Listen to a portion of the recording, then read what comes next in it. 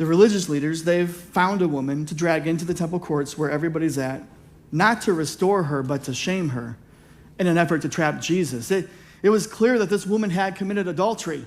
She was deserving of the consequence of her choice. And as we picture this scene in our mind's eye, the Bible gives us two simple words in response to the Pharisees' question. In response to all of the mess and the trash behind this woman's shed, 2 words, 8 letters that would lead to a life changed and renewed. The 2 words, but Jesus. A life filled with embarrassment, but Jesus. A life filled with shame and guilt, but Jesus. A life filled with fear and hurt, but Jesus. A life filled with pain and sin, but Jesus. This woman was brought out into the public, dragged by people she probably knew.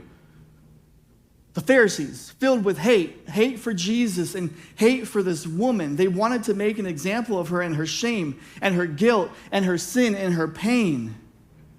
And they were willing for her to die by stoning. They wanted to make the temple courts where Jesus was all about shame. But Jesus lifts the fallen. Who do you know that needs lifting today? A struggling friend, a hurting family member, a coworker. Maybe, as we're sitting here in these chairs today or watching online, maybe it's you who is struggling and hurting and confused. Jesus lifts the fallen.